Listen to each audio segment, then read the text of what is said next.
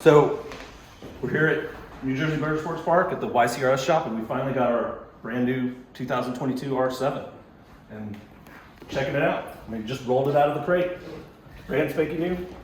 Put some Dunlop Q3s on it straight away. We went and rode it with the stock Bridgestones and decided we need to put Q3s on it straight away, right? Pretty much. Yeah. So Yeah, we're pretty impressed with the way it looks. It's got a lot of new parts on it. Adjustable suspension, which is a big upgrade from the MT7s and things, which are always a little bit on the soft side. Definitely love having a bike with a little bit of adjustability. Brembo master cylinder, pretty cool. full color dash on it for a bike at this price point is pretty cool.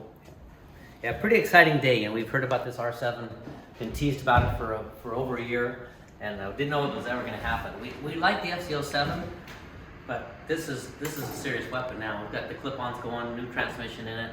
Inverted forks. Yeah, and obviously it's a beautiful motorcycle.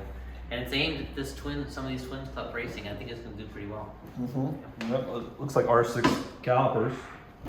MT07 kind of wheels, style wheels.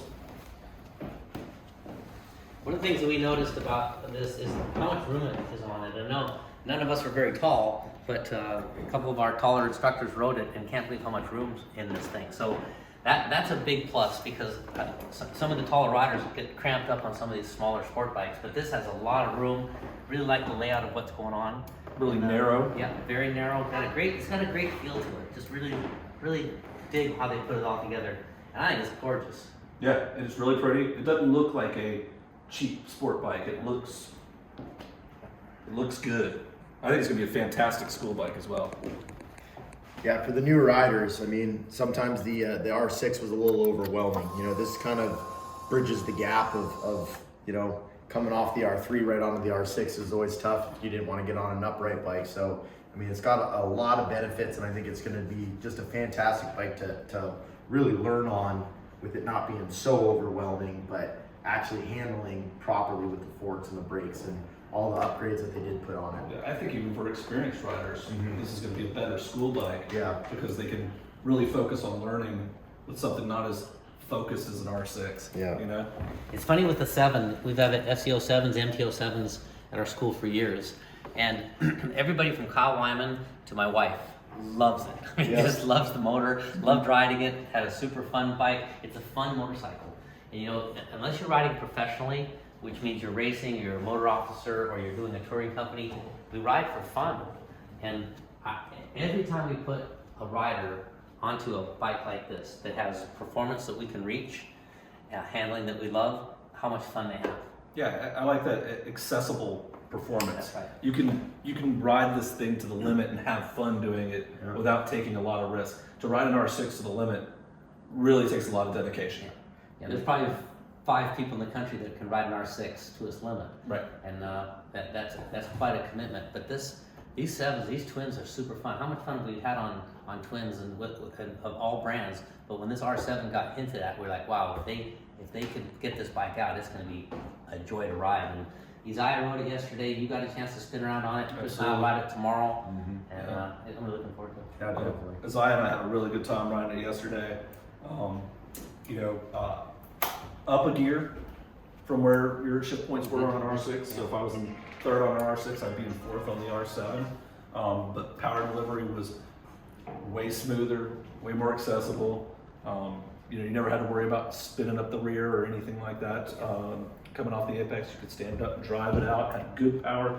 You know, we have the R6 and we have the R3s here, and the R3s are a blast to run around, but they leave a little bit desired on a big track. You know, you're waiting on it a little bit. Sometimes you want it to go, but on the flip side of that, I mean, we get students that get on them and they go, oh my God, they're just laughing when they get off of it, because it is really fun to ride it to that level. And you know, when the bike doesn't overwhelm you, you really do learn a lot. You know, so sometimes, you know. Well, this is such a nice gap between an R3 and an R1.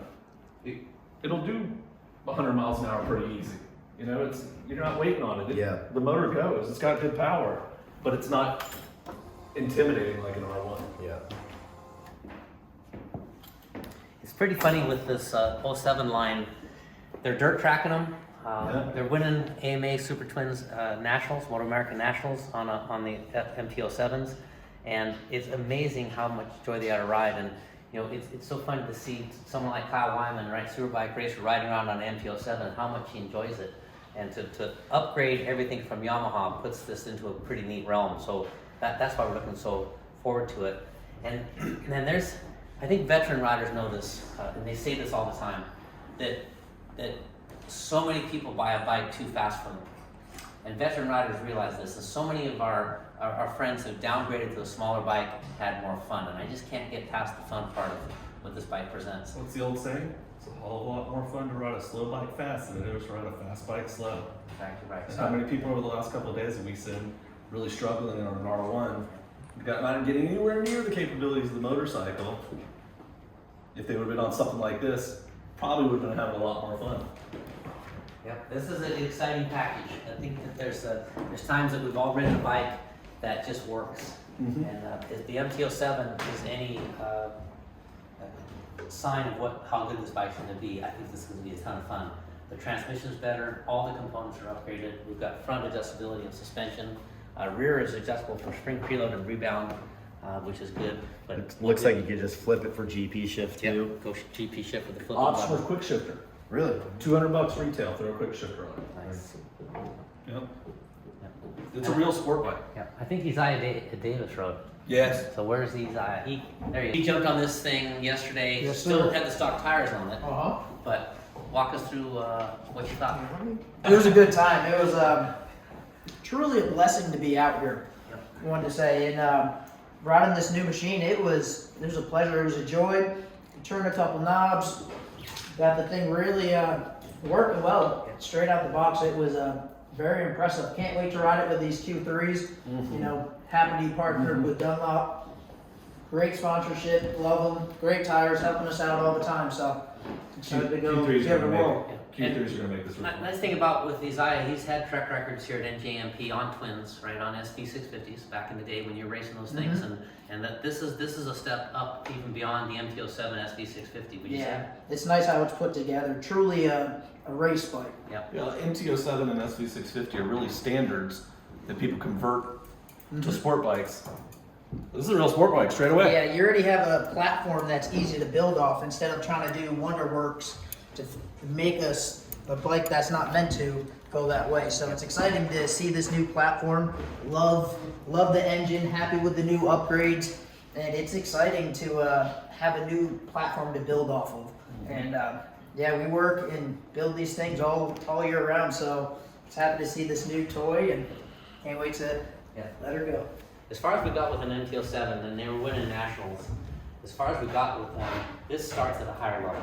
It starts at a higher level. This brings in all the parts that we had to change onto the MT's inverted fork, adjustable suspension, and clip-ons, the correct riding position, and it converts into that. And I think what really I'm pleased with Yamaha is making it relatively affordable, and they're keeping it just below $9,000. And I was thrilled when I heard that, because at some point we've got to be able to afford our toys. We've got to be able to get into the sport, and this is a relatively amazing price point compared to a 600. What was a brand new 600? 13.2, something 13.2. like that. Yeah, I mean, we've watched sport bike sales go down for a decade, and we've also watched the retail price of sport bikes go up. Maybe they're related. Huh. Maybe if you make things more expensive, less people buy them. I'll be darned. Weird. So Yeah. it's cool that they, bring out a real sport bike at a lower price point. Yes, the performance is less than say an R6 or something like this, but nobody was buying an R6. Yeah, there you go. Right? It's too expensive. Yeah. Yeah, and you see that in Motor America for a great example. The Twins Cup has really taken off. That's some of the That's one of the largest grids. Yeah. So it's an easy, affordable platform. It comes down to the rider in a sense to really who can ride it best. So it's awesome to see. Yeah, one thing we have to remember in racing is its classes. You're racing classes. If you have an R3, you get to race against KTM 390s, Ninja 400s in classes, and that's the joy of this, because it's like having a Mazda Miata, stock Mazda Miata.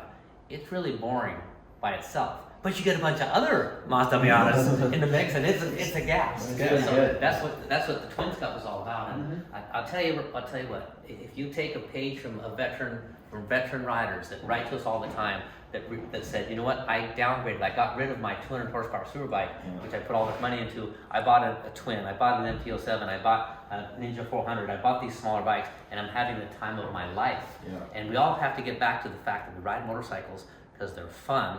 Unless you're a professional rider, touring group operator, motorcycle police officer, coach, but we ride them because they're fun. And I think that was the first thing you said to me is how fun this thing was. Yeah, it was fun. Knowing that it's going to be affordable to ride for a long time, man, it was great.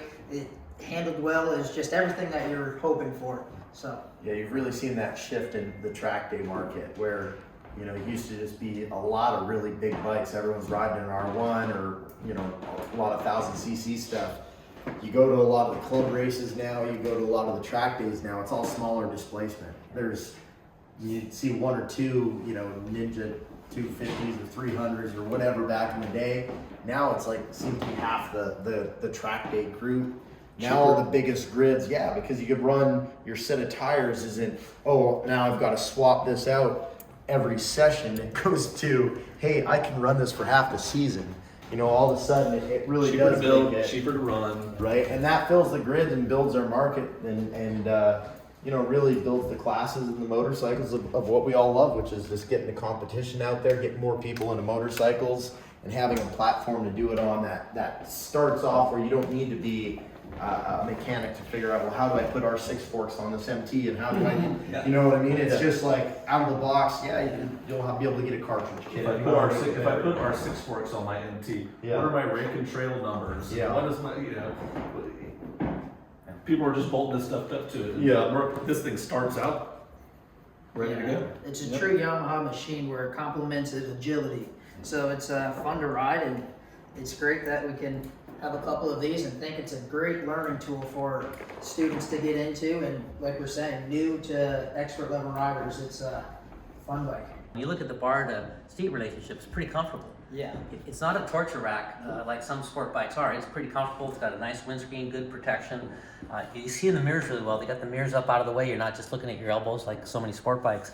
And the reason I say that is because in my personal opinion, riding a slow, small bike on the street can be dangerous because you can't get out of trouble. You can't get through a blind spot. There's a car coming on the freeway and you can't jump ahead of that car and get out of the way unless you downshift 14 times to get the thing up in the RPM. This R7 with this flat plane crank twin cylinder torquey motor, you twist that throttle, it jumps out of the way. And I'll tell you what, I don't ride small bikes on the street because I can't get out of the way. I can't control my destiny in some places. And this is going to be a great step up for those who feel like I do and they're on a small bike because they've got to be able to reach the ground. They're smaller riders. Now you can jump through there because you have the torque. You can get up onto the freeway at speed to blend in the traffic correctly. So I'm a big fan of that. And I know when all of us go street riding, we're on FC1s, MT10s, MT9s because we want to have that not only enjoyment of the motor, but also the safety of getting through traffic. So that's why I'm such a big fan of this MT series. This R7 gives you that torque and power to jump ahead, and in this case, it's gorgeous. This thing is gorgeous. When it rolled out of the truck, I was like, what is that? I'm just really pleased with how Yamaha put this together. And you know, it's if you can ride a wonderful motorcycle and it's good looking, now you got something. That's what I'm thinking.